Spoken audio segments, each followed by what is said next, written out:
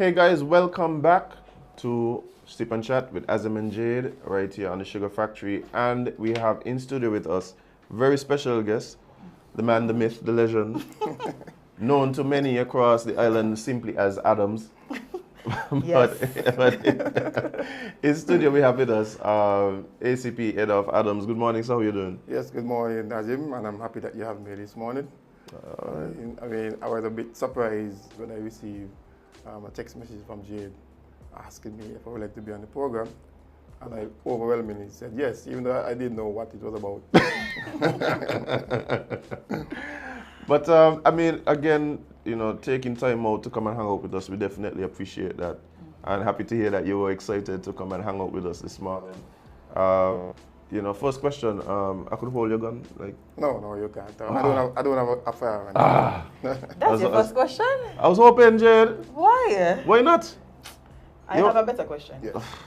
So Azem told me a rumor. Yeah. Well, actually, I was inquiring about the color of your uniform. Why is it that color, right?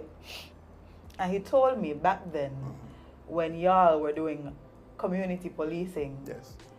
they changed the colors of your uniform to be less attractive to the housewives. That's my theory. That's my theory. Well, you asked the question and you answered it, all right? But your answer is wrong. We inherited this uniform. Azem's answer is wrong. Yes. That was mine. As you know, we fall under the British system, and we inherited this uniform from the British system. If you go to England right now, I'm sure you will see the senior officers wearing this color as well. Right? Yeah. I would like to see the day come when we can, use something more Caribbean oriented as our uniform. Yeah, we definitely still, I would say, like you said, inheriting some of these characteristics. Some of the things it may not really fit. Yes. What is it that we do here? But it's all an evolution. It's all an evolution. That is correct. But obviously, you're involved in policing. Is that something that, as you were, young boy coming up, is policing something that you were interested in doing? How did you get involved in policing? Well, Azem, you are the first person ever asked me that question. Imagine that. Yes. I've been in police for almost 30 years now. Wow. And I can tell you, you are the first person ever asked me that question. Before you answer your question, right? I have another question. Yes. You married? No, not as yet. Do you have a girlfriend? Yes. Is this your first girlfriend? Yes. No. Sorry. No. Yes. Stick with yes. Trust me, stick with yes. No, Azem. No, Jay. Because for me, I feel like that's a question that would have, arisen in conversations, in relationships. Like, why this profession? It came about the man's character. Well, I would say, people seem as though they are just interested in you going about doing your job, as opposed to wanting to know why you actually... Your motivations and things like that. Interesting. But in answering your question, I would say I never applied to be a police officer. In my early life, it was never a career of choice. All right. Well, I had a very good friend who, he and I went to school together. And after leaving school, he applied for the police force. Okay. But based on the fact that we were always together, he sent in an application for me. Wow. Yes. His friend kidnapped him. No, his friend walk out, bye, what you gonna do? Let me come with me, man. Yes, I think he wanted company, and based on the relationship that we had. And so, one morning while I was going to work, I was working somewhere else, I saw him going to the police station, and he asked me, "You ain't got a call yet?" So I said, "A call for what?" And then he started laughing. All right? And then he did not tell me anything. About a week after, while on my job, I saw the police vehicle pulled up at my job, and so they came to look for Adolph Adams. So you thinking you're gonna catch? Yes. So you know us from back then. I wanted to know why the police wanted Adolph Adams before I tell them I am Adolph exactly. Adams. They start to think about all the crimes he commits. No, well, just curious. Yes, just being curious. But then I told them no, I am not interested, and so they went about their journey. But my friend kept on encouraging me, man, go ahead and ask the commissioner that you rescind your decision and you want to join. All right? And then I saw it as an opportunity, at least, to advance myself, all right? And so I took it upon myself and I went to the commissioner. I said, look, about 2 weeks ago I told you guys I didn't want to be a part of the organization. I think I'm ready to serve. And so I went ahead. Okay. Wow, Use those exact words, ready to serve? Yes. Yeah, he know he was one, he knew. No, my friend don't coach him, say, but that's what you said. Yeah, but tell him you're ready to serve. But that's very interesting, because the way we get into certain career paths and things, it ain't always a straight line. Yes. It's not always a straight line. And so it's now you look back, you say, but look where that simple decision by your friend kind of led you. Mm-hmm. Yes. And so you've been involved in the police force now for, you said, almost 30 years. Almost 30 years. Wow, as long as I've been alive, that's why. You see? And it must have been, and you've worked your way up the ranks. Yes. And so it shows me that you've been diligent and you know, committed to the job. Yes. Even now, as you look back, how do you feel about where you've seen the police force come to over the past years? Is it that you see the police force as being something pretty stagnant? Is it been evolving in a positive way, or is it something that, hey, perhaps we need to take a look at where we're at and move in a different direction? Yeah, I like the question. And let me first say, even though I came here not really of my own doing, I have not regretted being a police officer, because, I mean, it gives you an honor, a good feeling, all right, to serve and to be in there for people who more or less can help themselves, all right? And so I think over the years, the police force has, I mean, we have progressed, all right? We have introduced a lot of things that were not there when I joined the force in the early 90s, Right. all right?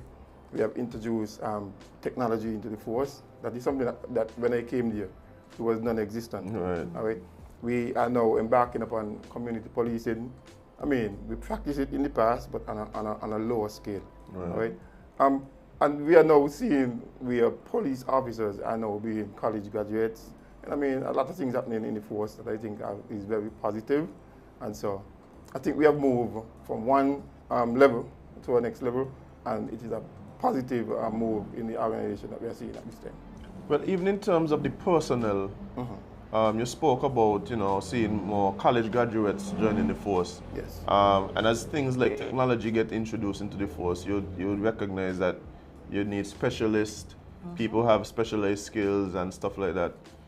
In terms of the where the police force has changed and how that has changed the people that are attracted to the force, you could speak a bit about that, because I know initially it might have looked at the police force was that kind of job you could do if we really had nothing else going on, and that kind of thing. But if the police force is moving in the way that you're saying, then that means that the personnel must also evolve as well, the people coming into the force. Yes, and I agree with what you just alluded to, all right? I mean, once ago, people used to see policing as standing by a building and guarding. And so now we are seeing where even investigation, we have to introduce science into investigation, because I mean, you can't now rely on just testimony from persons. Right. You have to have the evidence to support your case in the court. And in an effort to do that, we must have to introduce science, including DNA, ballistics, the whole 9 yards. And these are some of the things that are exciting to young people. Right? People want to use their skills. They want to use the computer. They want to use all kinds of different things to enhance what they are doing. And so, based on the fact that we are now seeing these type of things in the organization, I think the organization is becoming more attractive to a person with that level of education. Okay. And there are also opportunities for you to go abroad and advance yourself as a result of joining the police force. Oh, okay. Yes. Okay, so definitely, like you said, perhaps going off and getting training, certifications, that type of thing. Okay. Well, as the assistant commissioner, right? Yeah. You've probably seen a lot of things throughout your life, because you didn't start as the assistant That's correct. commissioner. What was the journey like getting to this position from just starting out as just a police officer? Well, What's the first rank? What's the first rank? Yeah, Constable. I Constable. came in, yeah, I was a Yeah. constable.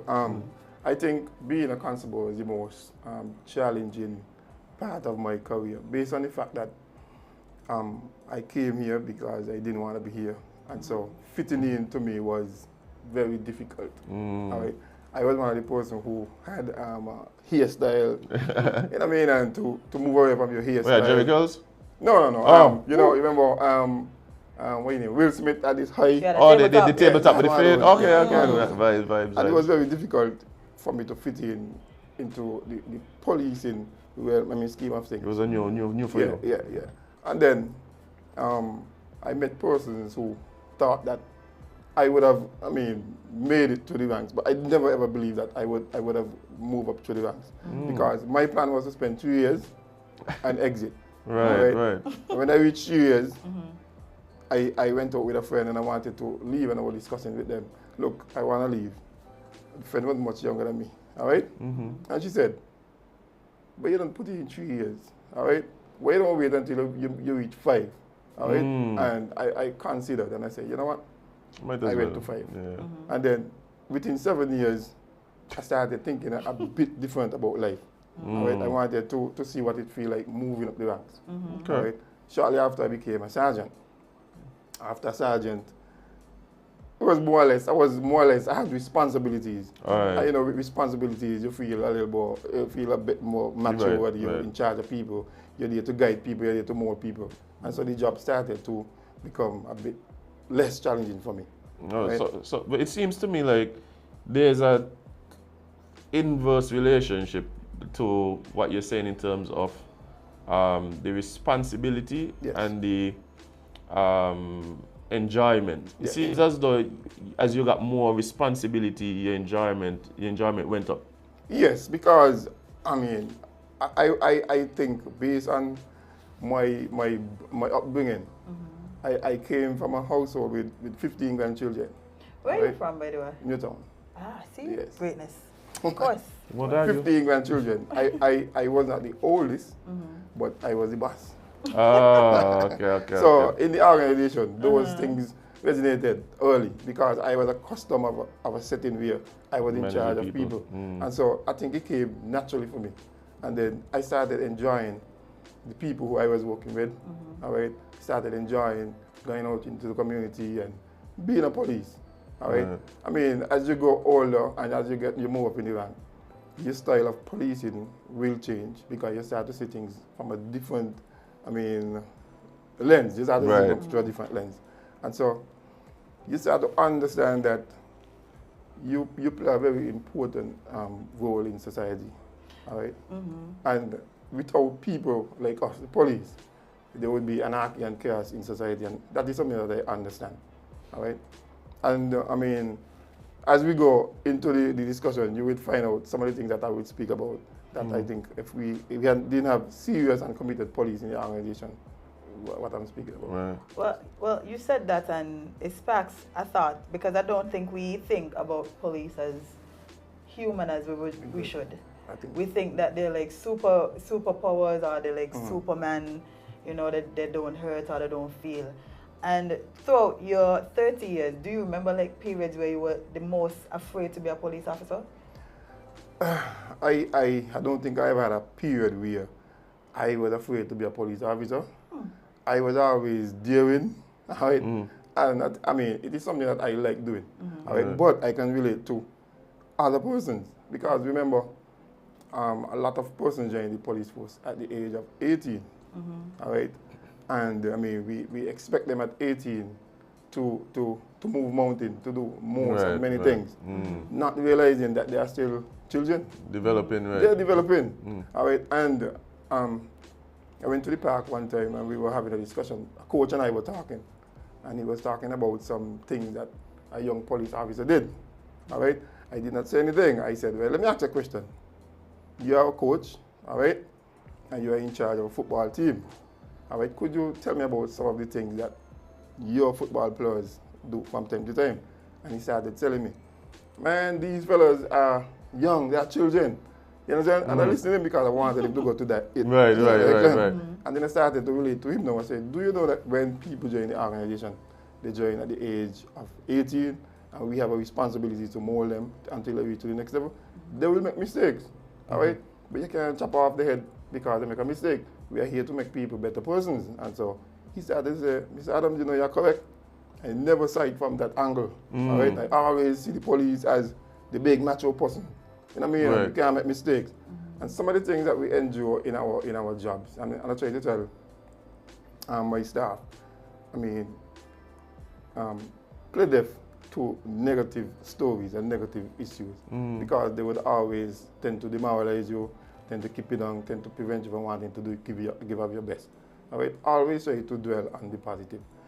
There are so many things that, I mean, are shown at us on social media and other. I don't use that all the time. Yes. Yeah. I know. But I mean, once we get constructive criticism, we don't mind. But don't go down in the gutter and, you know what I mean? Right. I think sometimes what happens is the police force, like you said, plays such an important role. And with that role comes a huge responsibility, right? Sometimes people don't recognize, like Jade said, that we're still dealing with human beings. We're still dealing with human beings. That's one. Two, I also believe that a lot of people don't really understand the role of the police even. Sometimes I hear people talking and blaming the police for things like, but why that's the police job? Right? But so I think, because of the responsibility and the role and the visibility of the police, it makes it force a target. It makes it force a target. Well, I'm not here to make it appear as though the police force is a perfect, entity or anything we like that. wouldn't allow you to do that either. You know, because, I mean, some of the things that we do, I mean, we cause some of the lash out from the public, all right? For instance, I would try to tell young officers, look at the community, all right, as, we got to look at it from two different sides. One, the majority of the population are law-abiding people, all right? We may have a 10% who would give us some problem. And those are the people who we should focus our attention on, all right? So the law-abiding citizens, those are the persons who we should be trying to win over and get on our side and help us in our policing. You know what I mean? And so, for instance, when we're doing traffic stops, most of the time when people pass through the traffic stop, they will tell us, man, you all know what you're looking for, why you're harassing us. And I try to use that, all right, in our operations. Tell them, look, when you go out there and you see law-abiding citizens, try to, I mean, those should be the focus. And, be courteous. Don't try to shove, don't try, you know, a lot of things that we do, it causes the public to turn against us. And we really don't want that. Policing is a very, very difficult job. I could tell you that much. All right. When I was a sergeant, Azem, I used to give sometimes up to 18, 20 hours a day. All right. Because we know how it was in the era when we were experiencing gun violence and gang violence. All right. It has somewhat changed a bit. And people seem to have forgotten where we were. But it could quickly get back there. Easily. If the community and the police don't band together and stamp it up. All right? And we don't want, this is not time for us to have the community against us. We don't want that. So whatever we are doing in our duties, I think that we should try to promote a partnership between the law-abiding community and the police force. Well, it's so interesting that you said that because I believe that is one of the big issues, not only with the way the community looks and relates to the police, but also it makes the job of the police a lot more difficult if there's not that relationship. I think a lot of times it feels as though the police aren't part of the community. It feels as though the police is this entity there and the community here. And so when you have that separation, it almost feels like a fight at times between the community. Even the law-abiding citizens, it might be a certain mistrust of the police, just a belief that they don't have our best interests at heart. So how do go ahead, Jade. I was about to say, especially when you as a law-abiding citizen tries to do the right thing, interact with the police, you know, come and tell them, okay, well, this is a situation that's happening, we need help. And then police react as if, okay, well, your situation isn't important enough. Or, you know, they don't deal with it with urgency and all of these things. Yes. These things make you then not want to have any interactions with the police. So, in terms of fostering that partnership and a relationship, one, I know that there's been a lot of discussion and talk about doing just that in the police force. Yes.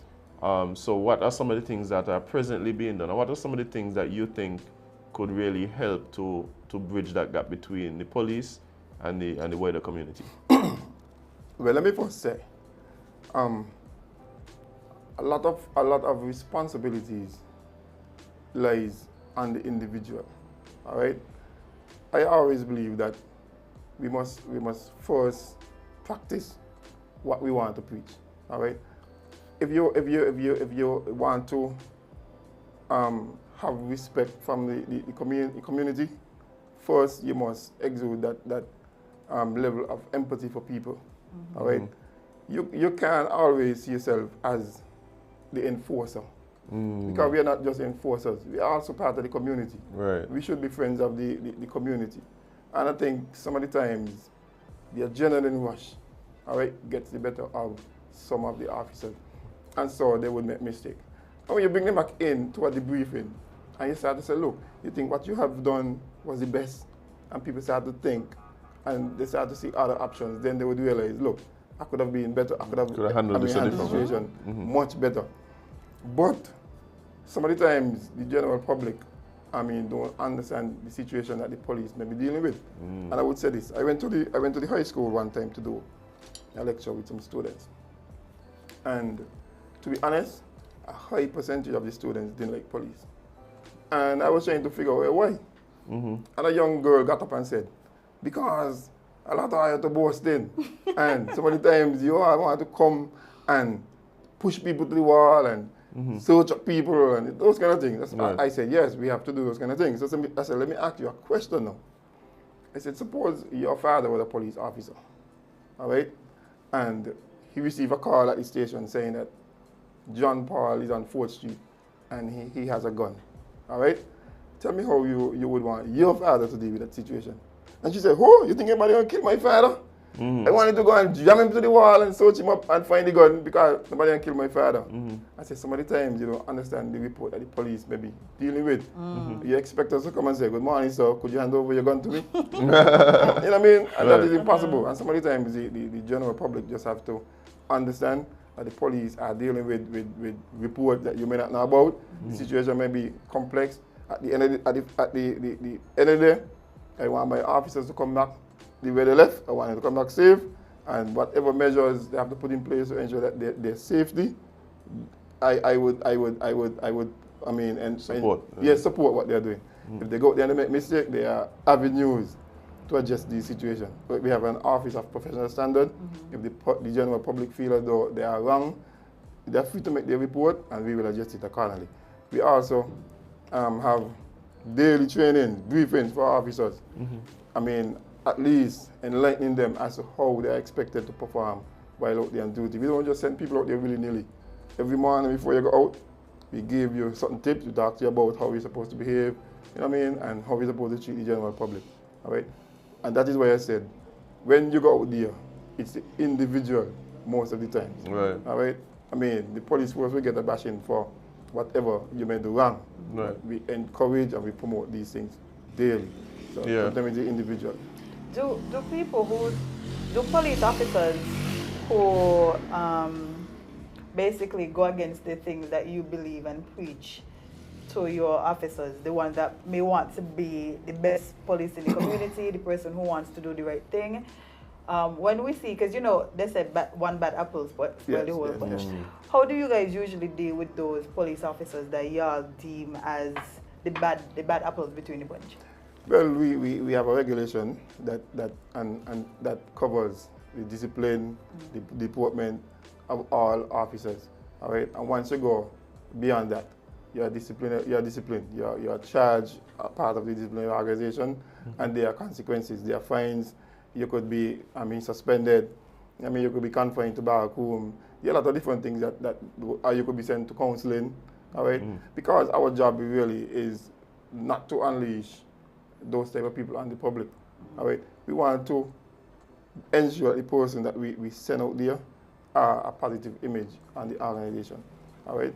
But I would say we do have a lot of officers who, I don't know if it's a different generation, all right? But we are seeing a lot of want to change. People want to make certain changes in the organization, which doesn't comply with our regulations. For instance, a lot of people want to wear 100 tattoos. That is not an image that we want to portray.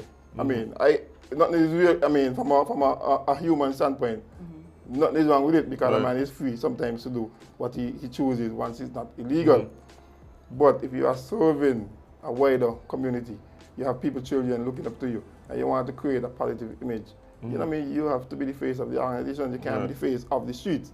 But you don't think sometimes people with these differences, like the officers with the tattoos and stuff, they're able to relate to the community in a different way, or the community feels a bit safer, or No. they feel like they're on the level a little bit more. No, you don't. No, I don't think so. I don't think so, because there is something that you expect from the police force. All right, the police force is more or less in charge of your safety and your security, and you want to make sure that you have level thinking. I'm not saying that person with tattoo are not that type of people, but I don't want to discriminate. I would say it a different way. Yeah, I would say it a different way.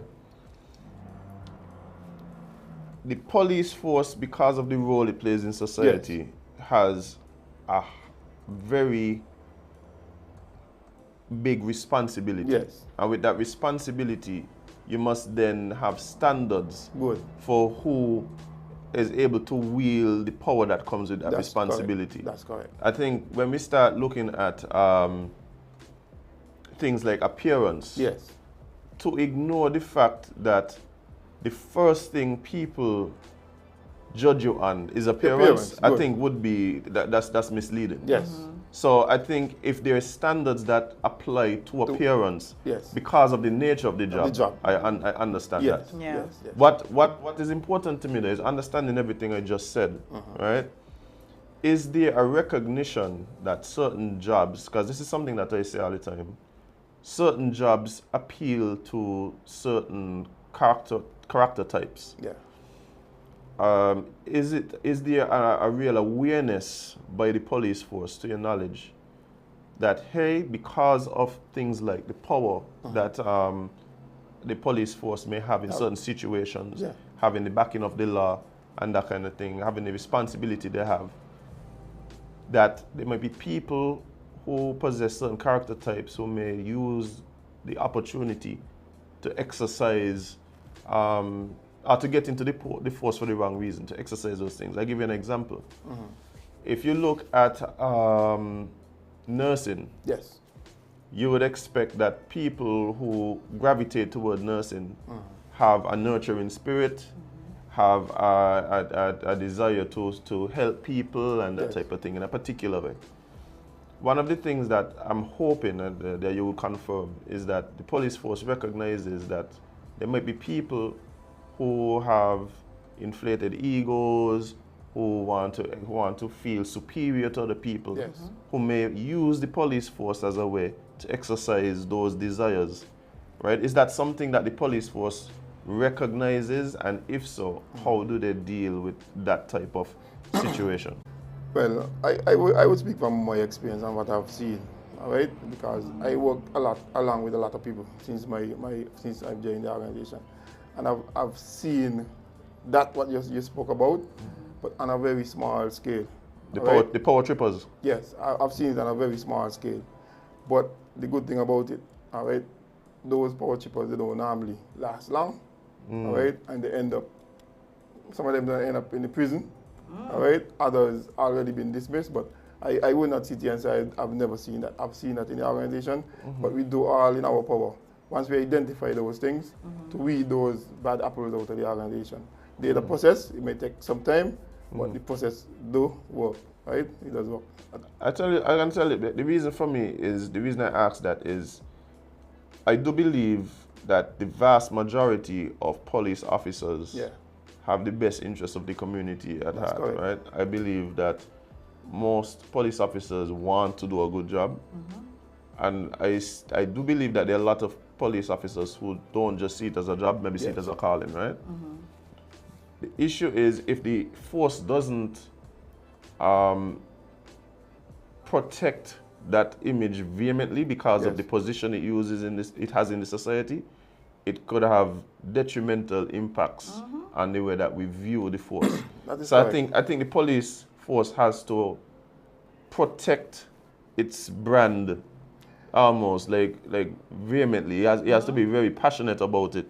And one of the things, the power trippers, let's begin my names. So the power trippers, I think sometimes, and this is outside of, let's say, persons who may, have criminal intent and stuff that might, just people who have certain character traits that see the police as a way to exercise this power over people. Yes. I think those particular traits, even very few, sometimes leave such a bad impression on the general public that it really makes it difficult for the police officers who don't have that particular desire to even do their jobs effectively. Yeah. That is correct, and we do understand that whether you're a police officer or not, no one is above the law. And once you break the law, we are willing to investigate you and prosecute you, even though you're a police officer. And I can assure you that has been happening all the time. Yeah. You see, I think because we've seen enough incidents to feel this way, it's difficult for us to even not prejudge an officer. Yes. Because I've seen some things that officers should know. I understand. But somebody else is always, one of our listeners is saying that they think one of the big issues why people have mistrust in the police is transparency. Can there be better transparency on situations involving issues with police officers and the public? Well, I mean, no system is perfect or foolproof, all right, or foolproof. But I can say, as I said earlier, I think we aggressively and vigorously, we go after these officers who go there and cause havoc in the community and who abuse the public. And I can tell you wholeheartedly that the system, it does work. And the officers, they understand that when they go there and they commit these breaches, there are consequences. And a lot of them suffer the consequences. And I can tell you, there are officers who came in the organization, and today some of them are behind bars. All right, on a regular basis, we have our disciplinary cases being tried. Persons are dismissed regularly. All right, I know sometimes when somebody does something, the public expect their head. All right, but we got to understand that because, well, we are police officers, we should be treated any different to anybody. All right, the justice system must be real, and the procedure must be followed. I think the issue that a lot of the public may have is that not that we don't believe that this is happening, it's just that we don't see it happening. I think what it is, in a nutshell, and I know you've heard this statement before, justice can't just be done, it must be seen to be done, right? Yeah. So I think what happens is that there might be situations that interest the public. Yes. So the public is now waiting for updates to see what's happening or whatever. And I think there's a feeling, and I could say that I share this feeling, that one of the hardest institutions to get information out of is the police. That's my personal feeling. Is the cabinet one and the police after. It feels that way. It feels that way even as somebody who, like kind of work in media. We depend on. Yes, kind of. Well, I was gonna say. Right there. No, well, I was gonna say kind of work in journalism, but that changed it. That's why. But we depending and looking to see, hey, police car was involved in an accident over here. Nobody know exactly how the accident happened. Hey, no matter that the accident just happened, it's like, we're looking at the accident and like, how is that possible? how that even possible? Yeah. And then we're looking at you guys to now explain, okay, well, instances where police do things that the whole wider society condemns. Yes. And we know that somewhere in there has to be disciplinary action. And then we just hear crickets. Yeah. No, I think what happens too is it feels as though, because my thing is, if it's a matter that the police force comes out and say, hey, this is being handled internally, whatever, boom, boom, boom. Generally what happens is, you say, we're doing an investigation, and updates will be given, and then no update. No updates. So even the expectation, the expectation of the update comes from the police, but then it's just like, but I forget about that. Yeah, and that's how it feels. Okay. I understand, and that is one of the reasons why I was so enthused to come to this program, because the police, we don't know it all right, and we have to depend on the general public, the media, persons in society, for idea, for things that we may have missed, all right? And I could tell you, I thank you for that suggestion. I think that we need to update the general public more. Is the first time you're listening to us now? Yes. Has to be. Has to be, because the amount of suggestions we've given over the last 2 years. But there's definitely people in the force who listen and actually even sometimes we ask questions and they'll send us updates and messages as to what's going on. Okay. And we have relationships with even other officers where it's like, if we have a question we could call and be like, hey, so what's going on with this here? Right? Yeah. So definitely that's something that, you know, we happy to hear, you know, it could be taken into consideration. Yes. That is something really, it could help a lot, because if something happens or somebody reports something, you need to get some feedback, at least to feel that the police is actually doing what they said they were going to do. So I understand. Yeah, and another point to what we were talking about, which somebody again messaged about, they said, can there be better information programs about regulations and laws? Had interactions with police officer where I was genuinely unaware of a law. He said I should know. I asked where I can find info. He said I should have known again instead of helping me get clarification. Okay. Azem, just like me, all right? You said that this program is a program that has been running for some time now, all right? And this is my first time. But the police, we do have programs, radio programs during the week, all right? Police in radio on Thursdays. We also have our traffic program on the air every week, all right? And I'm sure if we spend some time, listening to these type of programs, we would be made aware of some of the laws and the regulations that Jade is speaking about. Because we do have these things running every week. And I'm sure, just like me, I'm sure somebody don't listen. I don't want to burst your bubble, but we've hosted Traffic Talk for 2 years. 2 years. And sometimes the information is still confusing. Okay. I think, you know what I think it is? I think what happens is there is a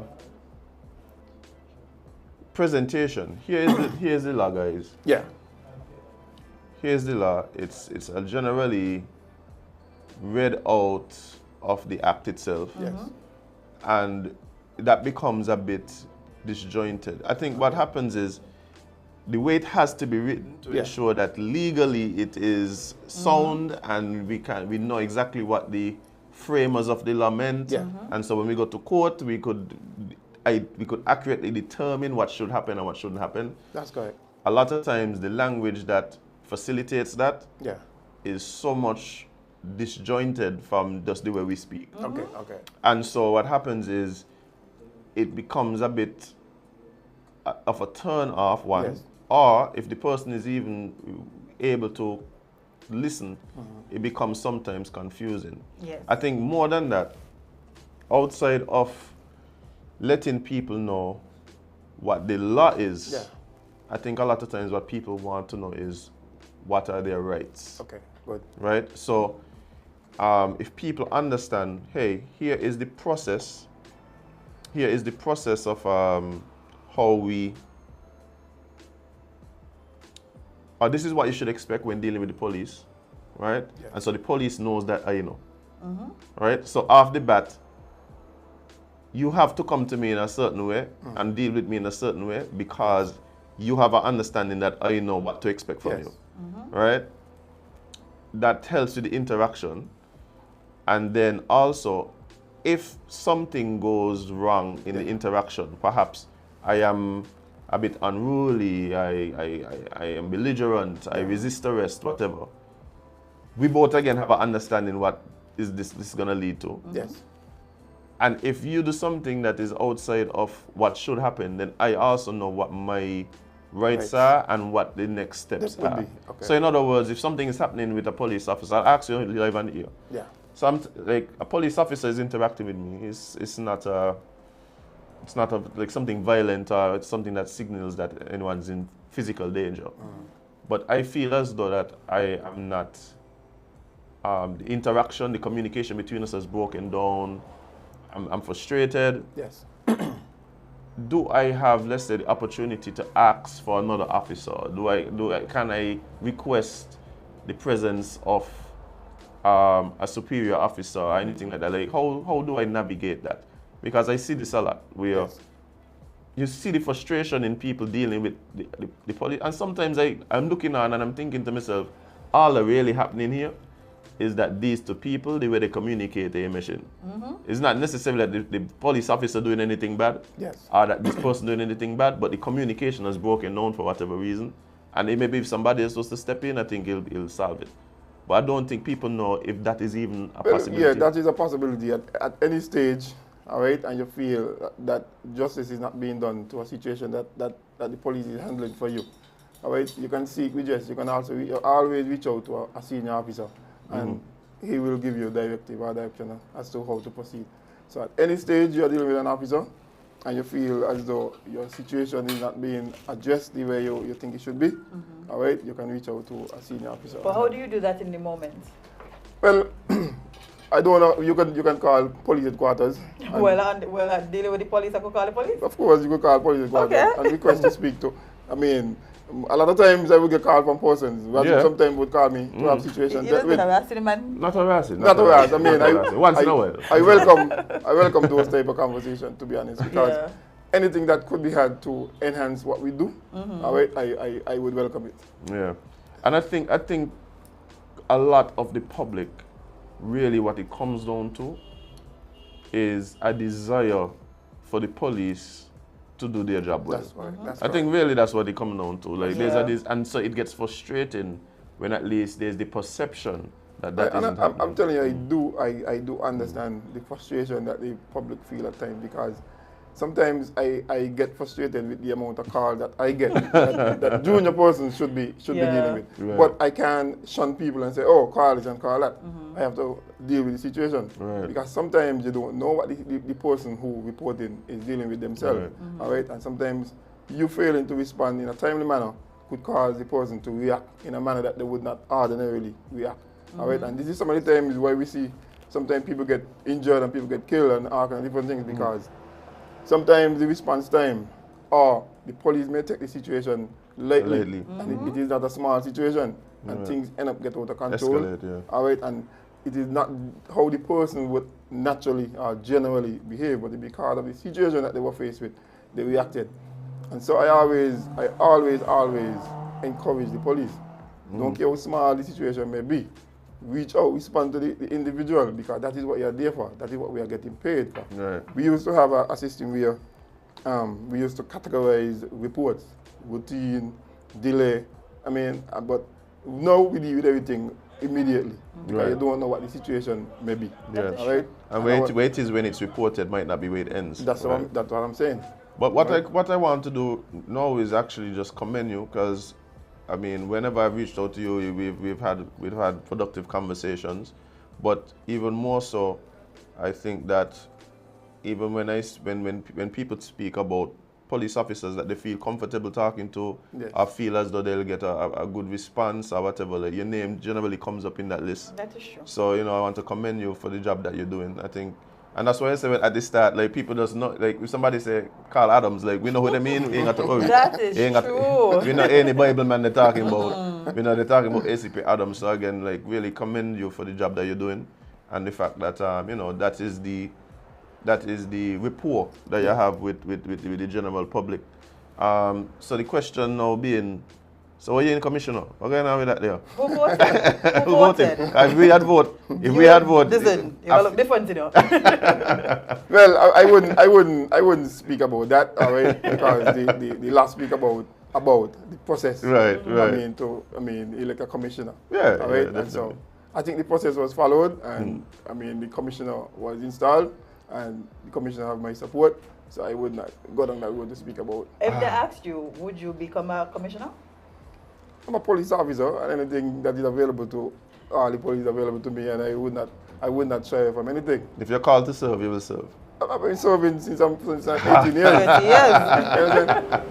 And if you realize, I did not apply to go to be a police officer. Right. But I was called to serve. And look. Yeah, You spoke about a calling. Right. I did not apply. I was called. It was literally a calling. Literally a call.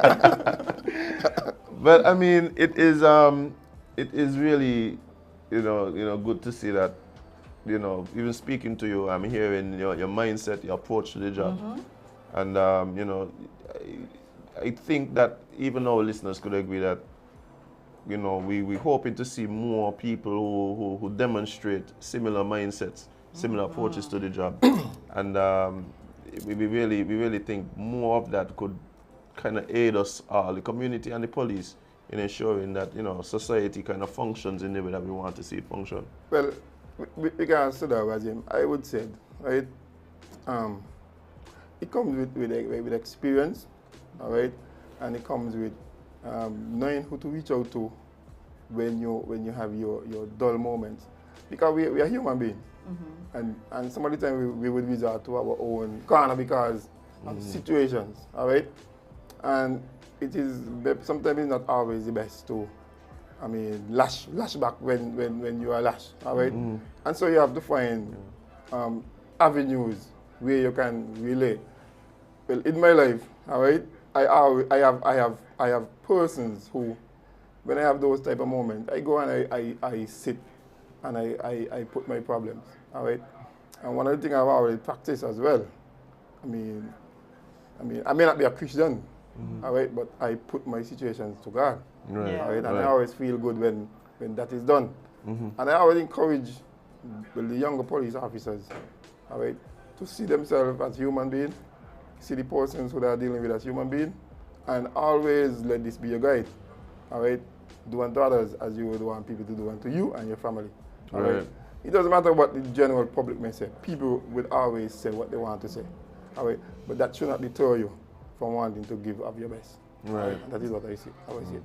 I agree. And speaking of like putting things on people when you're not feeling the best, your job is a very high stress job. Yes. As police officers, and y'all probably have to deal with a lot of traumas, things y'all seen, Yes. the way y'all have to deal with people. Do you guys encourage your officers to, when they are in these situations, or when situations happen that may be deemed, you know, something that can leave lasting traumas, do you guys encourage them to seek therapy? And Well, yes, that's a very good question. I think we had a counselor attached to the force, all right? Because I could tell you from 2016 to, let me say, to maybe before that, 2011 to about 19, man, we were seeing murders left, right, and center. Yeah. All right, and I always wonder about that, like, Yes. and being the first people to call when them things happen. Yeah. And so it's like seeing that people was becoming the norm. All right, and I was kind of wondering, I wonder if this will have an effect on the police officers, whereby you're accustomed of seeing people dead, and you to yourself would start to Like the devaluation of life, because Yes. you see it lost so easily. I was really concerned about that. All right, but thank God we had a counselor attached to the police force. We have a chaplain as well who deals with counseling. All right, because even me and all who sometimes I feel like I'm a strong individual, I was being affected by it. Naturally. I can remember in 2019 early, when we had the 7 homicides in February. Right, All right. That is when it really touched me. All right, we were seeing murders all the time. But in 1 week, we had 7 homicides. All right, I tell you, I that night and when we had the 7th homicide, because all these persons who were gunned down, I know them intimately. I know them. All right, and so that night I just laid on my bed, just looking at the roof, looking for solutions, looking for ideas of how we can address the situation. All right, because that was a situation that was so complex, and I would have the view, look, we can't allow all hell to be lost, because when you realize persons were not going out, the fear of crime was prevalent. Very high, yeah. And so, I tell you, we were at last at that stage. We brought in the RSS, we brought in persons from England, we brought in persons from all over, but it just wasn't working. Right. All right? And I mean, it took homegrown people to generate the type of peace that we are seeing at this time. All right? Right. And so these are the things that we should be I mean, looking at, trying to deal with, because we don't want to be back to that type of situation. But based on the fact that we were seeing these type of killings and so forth, I'm telling you, I know it was affecting the whole country. It was affecting the police officers. In a period, we were not getting vacation. Right. I remember that. I remember the fact that it was and that was something that was being said publicly, like, no police going on no vacation. No. Like, police working crazy shift right now, double shift and all kind of thing. I remember it. Right. I was supposed to travel for a wedding, my brother wedding. I was supposed to be the best man, and I couldn't go. Wow. You know, I had some of us about 10 years without going on vacation. Oh wow! And that was really getting to people. Sometimes you feel like you're getting crazy. Yeah. You I mean, naturally you don't take breaks from seeing crime and violence and. But the police, the thing is, the police are the first people on a lot of these scenes, like the first responders on a lot of these scenes. So it's like, we hear about it and it affects us, but you guys intimately see it. Yes, and you know what was very difficult to us, I can't discount this at all. During the 2 years that we spent during the pandemic. Because, I mean, that was one of the times I tell you, every 10 minutes, every 5 minutes, you get a phone call. Yeah. Even 1 o'clock, 2 o'clock, your phone been going like in the day, because people were locked down and everybody wanted somebody to reach out to with a situation. Everybody, and I tell you, that was one of the most hectic moments I've had as a police officer during the I could imagine, because I don't think there was anything in the rule book that would have even spoke to a situation like that, what to do, how to do it, how to manage personnel. I think even the role of the police was shifting and moving. Good. Like, is this the police supposed to deal with this? That's the army, or that's the health officials? Yes. And then we still have to ensure that we protect ourselves. You know what I mean? Right. And this was something that we didn't know anything about. All of us were fearful because we felt as though getting COVID in the early stage was a death sentence. So you don't want to see me when I don't work. I taking out my clothes by the door. That's how it was. That's how it was. Yeah. Like, all kind of different things. Yes. So you guys get put in some really difficult positions, and it's good to know that at least for yourself, that you have recognized that I probably sometimes need to have my avenues of how I deal with it in a productive way, but that the police force also has resources that the police officers could. That is true. I think it would be. I think it's harder. It's more difficult for younger police officers or fresh police officers to understand the importance of the mental health awareness and checks and health and taking care of it. Because I've spoken to you feel invincible when you're young. Yes, I've spoken to younger police officers, right? And I recognize I'm somebody that recognizes trauma and the importance of dealing with it and mental health stuff. So I would be like, as a police officer, you probably should go to therapy. And what you say? They'll be like, no, man, going to the police, man, going to the therapy. I good. This is the job, and I'm like, traumatized enough yet. Yeah. But it can happen. That's correct. Because I mean, even though they may, hide behind that type of image, in reality, we know it could be different. Yeah. Right? I mean, I really, I am happy that we have some of the police officers that we have in the organization. Because, I mean, we have a number of officers who go above and beyond. And I think they should be commended highly. All right? I know there are those who sometimes damage the image of the organization and they prevent those who are hardworking to get the due reward, you know what I mean, and the recognition. All right? But we could never discount what the police is doing in our community. I mean, I've been there up front and personal. I understand what goes on the street, all right?